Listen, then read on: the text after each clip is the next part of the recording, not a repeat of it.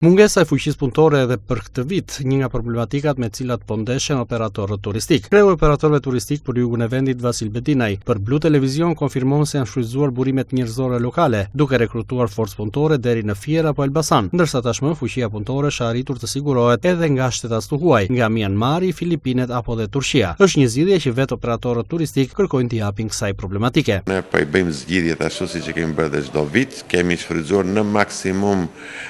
burimet njerëzore lokale. Nga Vlora kemi shkuar deri në Elbasan, Fier, Lushnje, të gjithë rajonin për të mbledhur ata që kanë nevojë për një punë dhe mbas ezaurimit të tyre kemi sjellë dhe shumë të huaj nga Myanmari dhe Filipines. Patjetër dhe turqit në për shumë struktura të kuzhinës, pra ne japim zgjidhje, po ajo që më bën që të frenohem pak është që në rast se gjithë turistët qoftë edhe shqiptarët vinin në Vlorë për vlonjatët, mbas disa vitesh do ta humbasim këtë, do ta e them edhe e kam thënë në disa studio të tjera, që do t'ju marr malli, t'ju vi një kamarier, t'ju pyet çfarë do pish o vlla, sepse do t'i keni të gjitha, pothuajse pjesën e madhe të shërbimit do t'i keni me të huaj.